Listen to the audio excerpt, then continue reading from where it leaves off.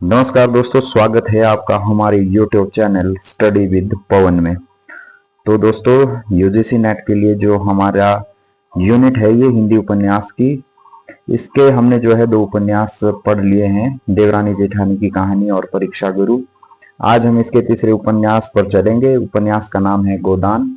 1936 ये प्रेमचंद का ये जो है उपन्यास है, इस बारे में आज बातचीत करेंगे। अगर आपने इससे पहले की हमारी वीडियोस जो नहीं देखी है तो प्लेलिस्ट सेक्शन में जाकर आप जो है सारी वीडियोस देख सकते हैं। इसके अलावा जो हमारी हिंदी कहानी है उसकी हमने सभी वीडियोस बना रखी हैं, तो प्लेलिस्ट सेक्शन में जाकर वो वीडियो भी आप देख सकते हैं। ये आपके लिए काफी यूजफुल होने वाली है अगर आप यूजीसी नेट परीक्षा की तैयारी कर रहे हैं। इसके अलावा किसी भी अन्य परीक्षा की तैयारी कर रहे हैं जिसमें ये सभी कहानियां लगी है या आपके जो है उपन्यास लगे हैं, तो उससे आपको जो है काफी हेल्प होने वाली है।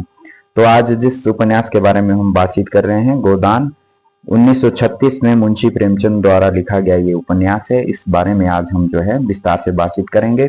इसके सभी महत्वपूर्ण पात्रों के बारे में तथा इसके सारांश के बारे में बातचीत करेंगे तथा जो आपके उपन्यासकार है मुंशी प्रेमचंद जी, इनके जीवन से संबंधित एवं साहित्यिक जीवन से संबंधित जो भी महत्वपूर्ण आपकी जानकारियां हैं वो इस वीडियो में आपको जो है देखने को मिलेगी।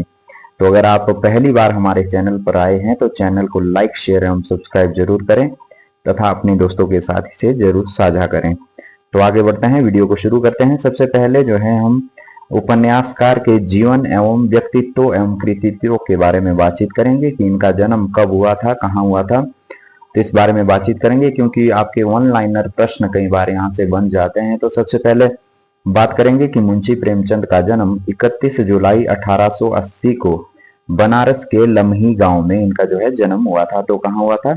1880 में जो है इनका जन्म जो है बनारस के लम्ही गांव में हुआ था। इनकी जो माता का नाम था आनंदी देवी तथा पिता का नाम था अजय बराय, जो है इनके पिता का नाम था। आगे बढ़ते हैं कि पिता ने प्रेमचंद का नाम धनपत राय तथा जो ताऊ ने इनका नाम है वो क्या रखा था? नवाब राय जो है इनका नाम रखा था। अगला बिंदु है कि धनपत राय को प्रेमचंद नाम जो है उर्दू के लेखक दया नारायण निगम ने दिया था।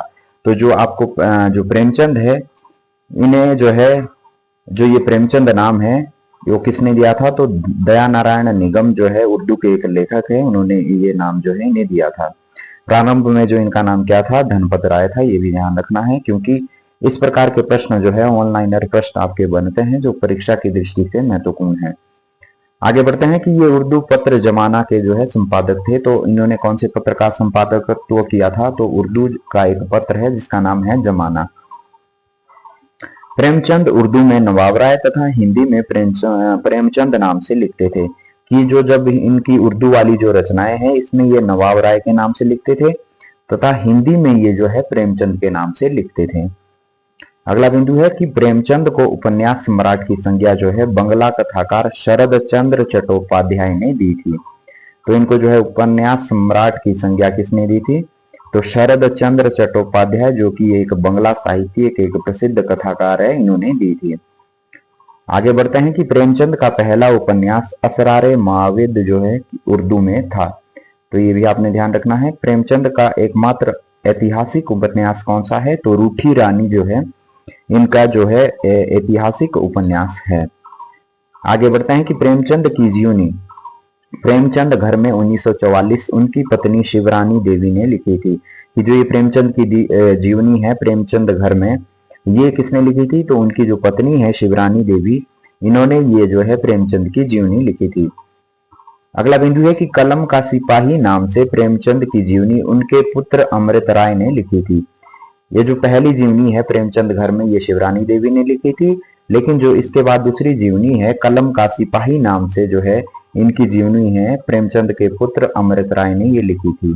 ये भी आपने ध्यान रखना है। अगला बिंदु है कि 1936 में प्रेमचंद ने लखनऊ में प्रगतिशील लेखक संघ की स्थापना की थी। तो कब की थी? 1936 में। कहाँ की थी? लखनऊ में। किसने की थी? प्रेमचंद ने। तो ये आपने ध्यान रखना है कि 1936 में प्रेमचंद ने लखनऊ में प्रगतिशील लेखक संघ की स्थापना की थी। आगे बढ़ते हैं, अब इनकी रचनाओं के बारे में बातचीत करते हैं कि इनकी कौन कौन सी रचनाएं हैं। तो सबसे पहले कहानी संग्रह।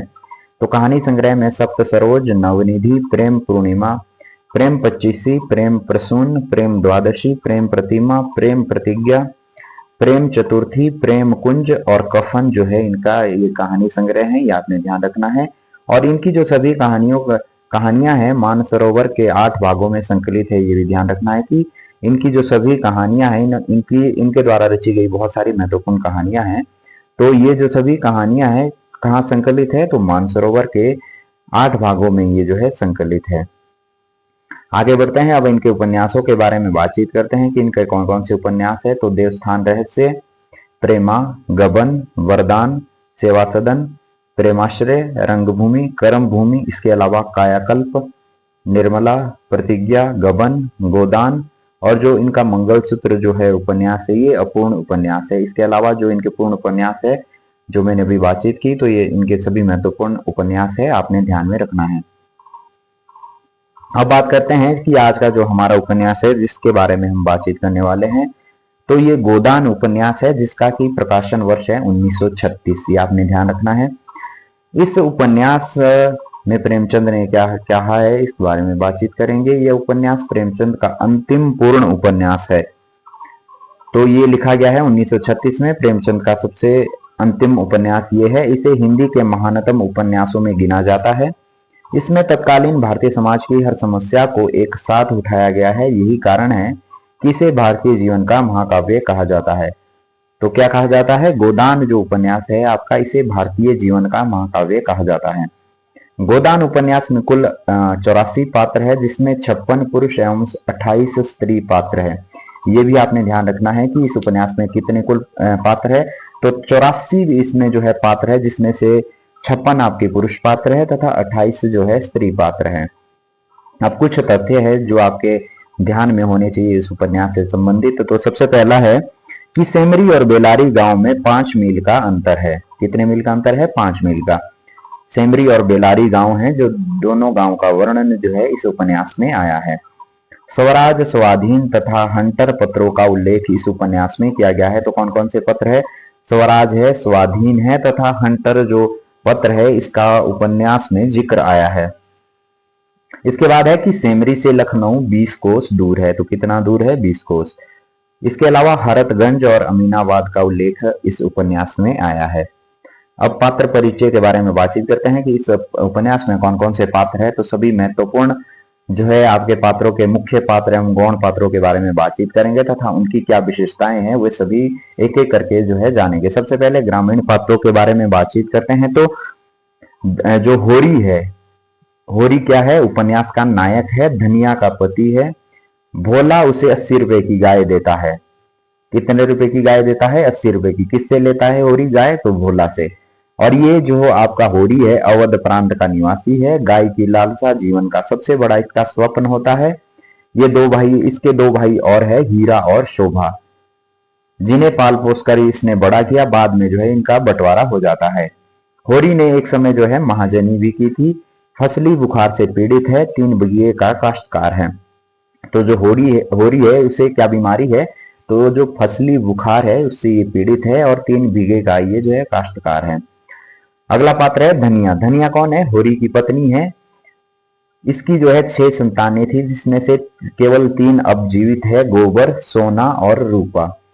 आयु 36 साल उपन्यास के आरंभ में जो है दिखाई गई है। किसकी, तो धनिया की आयु कितनी है, 36 साल है, जो कि उपन्यास के आरंभ में दिखाई गई है। ये आप बहुत ही ज्यादा महत्वपूर्ण आपके यहाँ से बिंदु बन जाते हैं। तो आपने एक एक करके जो है अपने जहां भी आप अपने नोट्स बना रहे हैं वहां इनको नोट डाउन कर लीजिए, क्योंकि कई बार इस प्रकार के प्रश्न आपके तथ्यों में भी बन जाते हैं, वन लाइनर में बन जाते हैं। इसके अलावा जो आपके 3-4 कथन दिए जाते हैं और उनमें से आपको जो है आपको चूज करना है कि कौन कौन से कथन सत्य है। तो इस प्रकार के प्रश्न जो है बन जाते हैं। तो आपने ध्यान रखना है कि जो आपकी धनिया है इसकी 36 वर्ष आयु दी गई है। जल्दी ही आक्रोशित तथा जल्दी ही ये पिघल जाती है। सिलिया को अपने घर में शरण देती है। अगला पात्र है गोबर। गोबर कौन है, होरी और धनिया का बेटा है। उम्र जो है 16 साल इसमें इसकी बताई गई है। सांवला रंग है, लंबा एवं एकहरा युवक है, काम में रुचि नहीं। मुख पर जो है असंतोष एवं विद्रोह है। ये जो गोबर है जुनिया से संबंध बनाता है और वह गर्भवती हो जाती है। लखनऊ में अपना खोंचा लगाता है और बाद में गन्ना मिल में नौकरी करता है। मिल की हड़ताल में गंभीर रूप से घायल हो जाता है, बाद में मालती के यहाँ माली की नौकरी करता है। तो ये आपका गोबर है। इससे संबंधित क्या क्या जानकारी दी गई है कि ये 16 साल इसकी उम्र है, काम में इसकी रुचि नहीं है, जुनिया से संबंध बनाता है, वो गर्भवती हो जाती है। उसके बाद क्या करता है कि लखनऊ में अपना खोंचा लगाता है, वो भी उसका खोंचा नहीं चलता है, बाद में गन्ना के मिल में ये नौकरी करता है। मिल में हड़ताल हो जाती है और ये गंभीर रूप से घायल हो जाता है। सबसे अंत में ये क्या करता है, जो एक मालती आगे उपन्यास में पात्र आएगी उसके यहाँ ये जो है माली की नौकरी करता है। अगला पात्र है सोना। सोना कौन है? होरी और धनिया की बड़ी बेटी है, उम्र 12 वर्ष है। गोरी महतो के लड़के मथुरा से इसका विवाह होता है। जो इसकी होरी की बेटी है सोना, ये सबसे बड़ी बेटी है इनकी, जिसकी उम्र 12 वर्ष दी गई है और इसका जो विवाह है गोरी महतो के लड़के मथुरा से होता है। अगला पात्र है रूपा। रूपा कौन है? होरी और धनिया की छोटी बेटी है, जिसकी उम्र 8 वर्ष उपन्यास में आई है और इसका विवाह किससे हो जाता है? राम सेवक महतो से। ये भी आपने ध्यान रखना है। अगली पात्र है जुनिया। जुनिया कौन है? भोला की बेटी है, बाल विधवा है, ऐसा प्रेम चाहती है जिसके लिए वो जिए और मरे, जिस पर वह अपने आप को समर्पित कर दे। तो ये लाइन भी महत्वपूर्ण है क्योंकि ये जुनिया ने कही थी कि मुझे ऐसा प्यार चाहिए जिसके लिए वो जिए और मरे, जिस पर वह अपने आप को समर्पित कर दे। कई बार जो ही ये लाइन आपके परीक्षा में पूछी गई है, तो आपने ध्यान रखना है किसका कथन है ये, तो जुनिया का कथन है। इसके 2 बच्चे होते हैं, चुन्नू और मंगल। अगला पात्र है दाता दीन। दाता दीन कौन है? गांव में पशु चिकित्सा के आचार्य है। होरी ने आलू बोने के लिए 30 रुपए उधार लिए थे। तो होरी ने आलू बोने के लिए कितने रुपए उधार लिए थे? तो 30 रुपए। ये भी आपने ध्यान रखना है। वो इस गांव के नारद थे। होरी के पास बैल ना बचने पर आधी साझेदारी के साथ बुआई का प्रबंध करता है। कौन? दाता दीन। अगला पात्र है माता दीन। माता दीन कौन है? दाता दीन का पुत्र है। सिलिया चमारिन के साथ इसके संबंध होते हैं। जुनिया को भी प्रेम पाश में फंसाने का प्रयास करता है, अंत में जो है सिलिया के साथ रहने लगता है। अगला पात्र है दुलारी सहुआइन। ये कौन है? गांव में नमक तेल और तंबाकू की दुकान है। होरी ने बंटवारे के समय 40 रुपए दुलारी से लेकर दोनों भाइयों को दिए थे। तो ये जो दुलारी सहुआइन है, इसकी नमक तेल और तंबाकू की दुकान है। जब होरी का अपने भाइयों के साथ बंटवारा होता है तो होरी ने 40 रुपए इससे जो है लिए थे। रिश्ते में होरी की ये भाभी लगती है। अब गौण पात्रों के बारे में बातचीत करते हैं। सबसे पहले है मंगरू साहू। मंगरू साहू कौन है? होरी ने बैल के लिए इससे 60 रुपए उधार लिए थे। गांव का सबसे अमीर आदमी है ये। तो कितने रुपए उधार लिए थे? 60 रुपए। और गांव का सबसे अमीर आदमी है मंगरू साहू। अगला पात्र है पटेश्वरी लाल।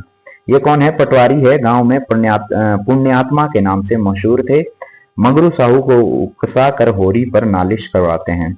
अगला पात्र है झिंगुरी सिंह। झिंगुरी सिंह कौन है? गांव के सबसे बड़े महाजन है, शहर के बड़े महाजन के एजेंट है। अगला पात्र है पंडित नोखेराम। राय साहब का कारकुन है, होरी से लगान के पैसे लेकर इनकार करता है। अगला पात्र सीलिया। सीलिया के पिता का नाम हरखू, माँ का नाम कालिया, और जो सीलिया का पुत्र है रामू, वो निमोनिया से मर जाता है। तो ये आपने ध्यान रखना है कि सीलिया, जिसके की पिता का नाम हरखू है, माँ का नाम कालिया है, और इसका जो पुत्र है रामू, वो निमोनिया से मर जाता है। अगला पात्र है भोला। होरी के गांव से मिले हुए पूर्वे का ये गवाला है, दूध मक्खन का व्यवसाय करता है। इसकी जो पहली पत्नी है लू लगने से मर गई थी। इसकी 3 संतानें हैं। कौन कौन सी? कामता बड़ा बेटा है, जंगी छोटा बेटा है, और झुनिया। और ये अपने गांव का जो है मुखिया है। तो यहाँ पे जो भी महत्वपूर्ण जो है पात्र के बारे में जानकारी है वो मैं आप तक पहुंचा रहा हूं, तो आप इसको जो है नोट डाउन करते रहिए। अगला पात्र है नोहरी। नोहरी कौन है? विधवा है, जिसका दूसरा विवाह जो है भोला के साथ होता है। वही यही भोला जो कि गवाला है। तो इसका जो दूसरा विवाह है नोहरी से होता है। अगला पात्र है हीरा। हीरा कौन है? होरी का भाई है, और इसने गाय को जहर देकर मारा तथा घर से खुद फरार हो गया। अगली पात्र है पुनिया। पुनिया कौन है? हीरा की पत्नी है, बांस काटने को लेकर बंसोर चौधरी से लड़ती है। अगला पात्र कौन है? शोभा। शोभा कौन है? होरी का भाई है, अंत में जो है इसकी सारी जमीन जायदाद बिक जाती है। अगला पात्र है दमड़ी बंसोर। बांस के सौदे में होरी से मिली भगत तथा बाद में धोखा देता है। अगला पात्र है दारोगा। दारोगा कौन है? होरी की गाय मरने पर तहकीकात के लिए आता है। हीरा के घर की तलाशी लेने के बहाने होरी से पैसे चाहता है, पर धनिया का आक्रोश उसे असफल कर देता है। अब शहरी पात्रों के बारे में बातचीत करते हैं। इससे पहले हमने ग्रामीण पात्रों के बारे में बातचीत की। अब शहरी पात्र कौन कौन से हैं? सबसे पहले है राय साहब अमरपाल सिंह। सेमरी गांव अवध प्रांत के ये निवासी है। पिछले चुनाव में काउंसिल की मेंबरी छोड़ जेल गए थे। राष्ट्रवादी है, संगीत प्रेमी है, अच्छे वक्ता एवं लेखक है। इनके 2 बच्चे हैं, रुद्रपाल सिंह एवं मीनाक्षी। जेठ के दशहरे पर धनुष यज्ञ का ये आयोजन करते हैं। पिता से संपत्ति के साथ भक्ति भी पाई। मेहता तनखा ओंकारनाथ राय साहब के सहपाठी है। कुंवर दिग्विजय सिंह से बेटी मीनाक्षी का ये विवाह करते हैं। उपन्यास के अंत में राजा की पदवी इन्हें मिलती है। अगले पात्र है डॉक्टर बी मेहता। यूनिवर्सिटी में दर्शन शास्त्र के ये अध्यापक है। धनुष यज्ञ में पठान का किरदार जो ये निभाया था इन्होंने। विमेंस लीग में भाषण दिया। फ्रांस की अकादमी ने इनकी रचना को शताब्दी की उत्तम रचना कहा था। घर गृहस्थी के मामले में अनाड़ी थे। कौन? ये डॉक्टर बी मेहता है जो कि दर्शन शास्त्र के आपके अध्यापक है। अगला पात्र है मिस मालती। मिस मालती कौन है कि इंग्लैंड से डॉक्टरी की पढ़ाई करके आई थी। झिझक संकोच का अभाव है, हाजिर जवाब है, आमोद प्रमोद को जीवन का तत्व समझने वाली है। राय साहब के यहाँ धनुष यज्ञ के कार्यक्रम में ओंकारनाथ को शराब पिलाने की शर्त स्वीकार करती है और जीत भी जाती है। शिकार के दौरान मेहता की ओर आकर्षित हो जाती है। इसके पिता मिस्टर कॉल तथा इसकी 2 छोटी बहनें हैं, सरोज और वरदा। ये भी आपने ध्यान रखना है कि इसकी 2 बहनें हैं, सरोज और वरदा। विमेंस लीग की ये जो है संस्थापक है। नगर कांग्रेस कमेटी की सभा नेत्री जो ये चुनी जाती है। अगला पात्र है मिर्जा खुर्शेद। ये कौन है? सूफी मुसलमान है तथा बड़े दिल लगी बाज एवं बेफिक्रे जीव है। लखनऊ में जूते की दुकान है। काउंसिल के सदस्य हैं। मिल में मजदूरी घटने के विरोध में हड़ताल करने वाले संघ के ये सभापति है। इस संघ के सभापति ओंकारनाथ थे। वेश्याओं के उद्धार के लिए नाटक मंडली बनाते हैं। अगला पात्र है मिस्टर चंद्र प्रकाश खन्ना जो कि बैंक मैनेजर है एवं शक्कर मिल के मैनेजिंग डायरेक्टर है। मिस मालती के उपासकों में से थे। शिष्टता उनके लिए दुनिया को ठगने का एक साधन थी। चीनी मिल में आग लगने पर कंगाली में आ जाते हैं। अगली पात्र है गोविंदी। गोविंदी कौन है? खन्ना की पत्नी है और जो कविता लिखने का इनको शौक है, मतलब कविता की शौकीन है। अब गौण पात्रों के बारे में बातचीत करते हैं। अभी हमने मुख्य पात्रों के बारे में बातचीत की। जैसा कि मैंने पहले भी कहा कि इस उपन्यास में काफी आपके जो है पात्र है और बहुत ही महत्वपूर्ण पात्र है, तो आपको एक एक पात्र के बारे में जो है जानकारी होनी चाहिए। सबसे पहले ओंकारनाथ। ये दैनिक पत्र बिजली के ये जो है संपादक थे। खुद को सिद्धांतों का पुजारी मानते हैं। और जो ओंकारनाथ की पत्नी है इसका क्या नाम है? गोमती। अगला पात्र है मिस्टर श्याम बिहारी तनखा जो कि वकील है परंतु वकालत ना चलने पर बीमा कंपनी के दलाल बने हुए हैं। और चुनाव के समय जो है उम्मीदवार खड़े करने का इनका जो है व्यवसाय है। राजा सूर्य प्रताप सिंह जो है राय साहब के मुकाबले चुनाव लड़ते हैं और हार जाते हैं। अगली पात्र है चुईया। चुईया कौन है? लखनऊ में गोबर झुनिया की पड़ोसी। जब आपका गोबर जो है लखनऊ में रहता था तो उसकी पड़ोसी जो है झुनिया है, आपकी चुईया है। और ये झुनिया के गर्भ और गोबर की चोट के बाद उसकी मदद करती है। अगली पात्र है सरोज। सरोज कौन है? मालती की बहन है तथा मेहता के भाषण में उनके स्त्री संबंधी विचारों का विरोध करती है।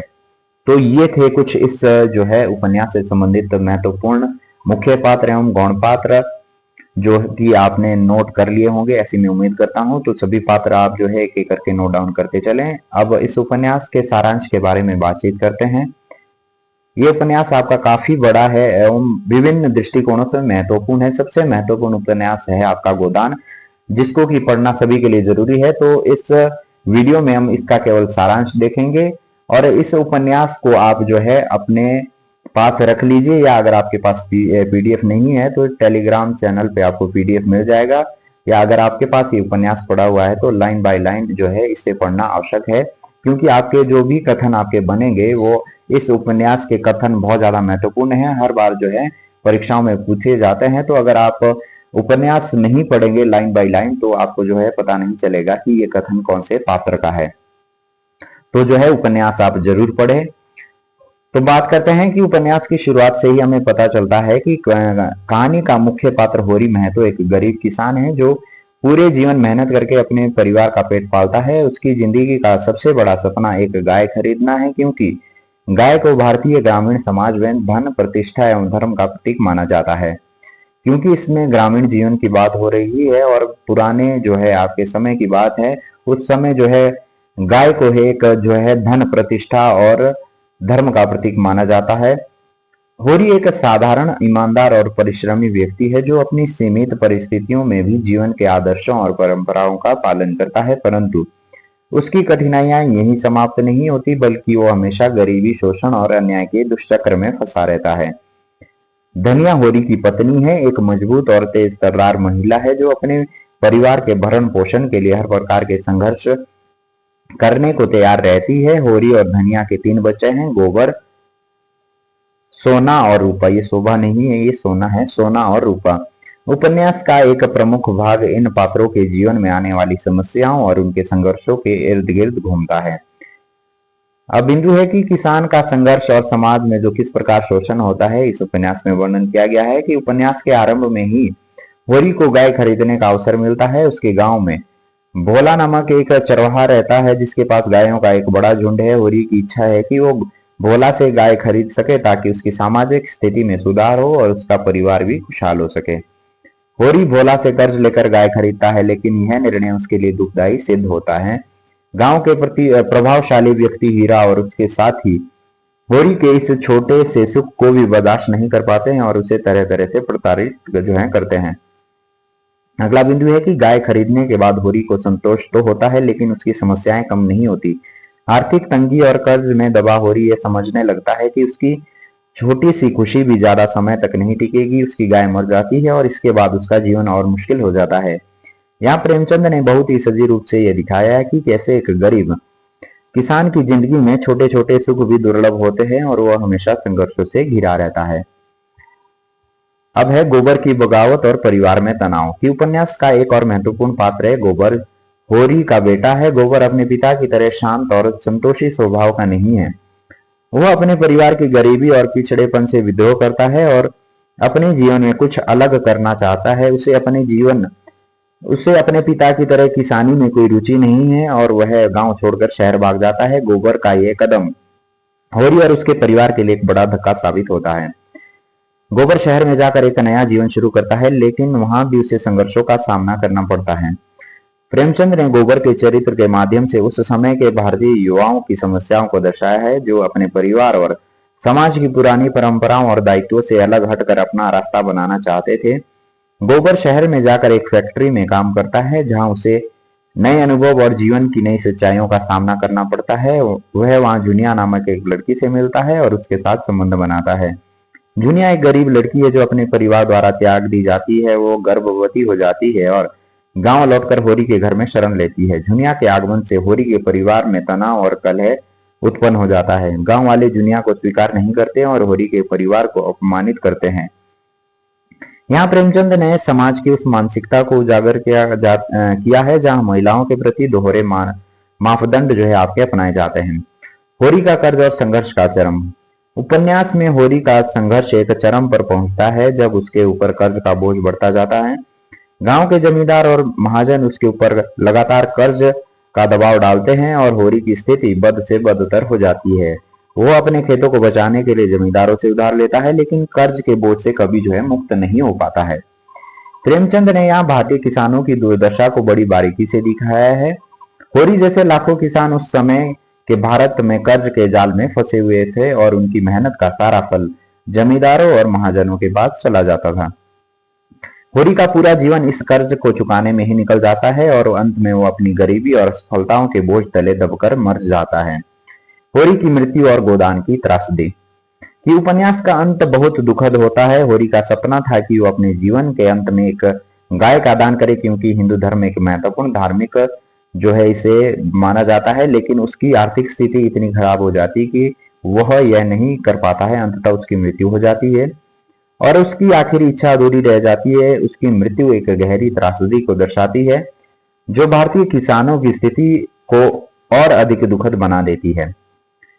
गोदान में होरी की मृत्यु केवल एक व्यक्ति की नहीं है, बल्कि यह उस समय के भारतीय समाज और उसकी संरचनाओं की विफलता का प्रतीक है। यह उपन्यास हमें बताता है कि कैसे भारतीय समाज की जड़ें शोषण, गरीबी और असमानताओं में धसी हुई थी और कैसे एक साधारण किसान इनसे जूझते हुए अपने जीवन की बलि चढ़ा देता है। तो जो आपका यह उपन्यास है होरी के जीवन पर आधारित है, होरी के कृषक जीवन पर आधारित है कि किस प्रकार से उसे जो है समाज में विभिन्न समस्याओं का सामना करना पड़ता है। जो है महाजन, सूदखोर, जो भी ये व्यक्ति हैं, पूरी तरह से जो है किस प्रकार आपके किसान को जो है शोषित करते हैं, ये पूरा जो आपको इस उपन्यास में देखने को मिलता है। ये एक काफी महत्वपूर्ण और आपका जो है आज के परिवेश में भी अगर आप देखें तो बहुत सटीक और प्रासंगिक है। तो ये उपन्यास जो है, इस उपन्यास का ये सारांश था। हमने बातचीत की कि इस उपन्यास में जो है क्या दिखाने का प्रयास जो है आपके प्रेमचंद जी ने किया है। इसके अलावा इस उपन्यास के जो भी विभिन्न पात्र हैं जो कि इस उपन्यास को महत्वपूर्ण बना देते हैं, उनकी क्या क्या विशेषताएं हैं, उनके संदर्भ में जो इस उपन्यास में जो जानकारी दी गई है वो मैंने आपके समक्ष रखने का प्रयास किया है। तो जो है ये इस उपन्यास का सारांश है। इसके अलावा मैं फिर आपसे कहता हूं कि आप जो है उपन्यास खरीद लीजिए, या अगर आपके पास उपन्यास नहीं है, आप ऑनलाइन पढ़ना चाहते हैं, तो पीडीएफ फॉर्म में आपको जो है उपन्यास मिल जाएगा, जहां से पढ़ के आप इस उपन्यास को जो है एक दो बारी जरूर पढ़े, क्योंकि एक महत्वपूर्ण उपन्यास है जहां से हर बार परीक्षा में आपके प्रश्न बनते हैं। और मैं ये इसलिए कह रहा हूं कि जो है आपके जो भी कथन वाले जो प्रश्न बनते हैं वो आपके जब आप उपन्यास पढ़े रहेंगे तो आपको जो है उस कथन के बारे में जानकारी रहेगी कि ये उपन्यास का जो कथन है कौन से पात्र ने जो है कहा है। यहाँ पे जो है उपन्यास को लाइन बाय लाइन पढ़ाना थोड़ा सा मुश्किल एक काम है। तो आप जो है इस उपन्यास से संबंधित जो भी आपका जो पूरा आपका पीडीएफ है या जो आपके पास बुक पड़ी हुई है उसे एक दो बारी जो है जरूर पढ़े, तभी आपका फायदा है। तो आज हमने इस उपन्यास से संबंधित विभिन्न पात्रों के बारे में बातचीत की तथा इस उपन्यास के सारांश के बारे में पढ़ा। इसके अलावा जो है प्रेमचंद जी के व्यक्तित्व, उनकी रचनाओं के बारे में भी पढ़ा। तो अगर आपको ये वीडियो अच्छी लगती है तो अपने दोस्तों के साथ इसे जरूर साझा करें, तथा चैनल पर पहली बार आए हैं तो लाइक, शेयर एवं सब्सक्राइब जरूर करें तथा हमारे चैनल स्टडी विद पवन को प्यार देते रहें। तो आज की वीडियो के लिए इतना ही। बने रहे हमारे साथ इसी प्रकार जो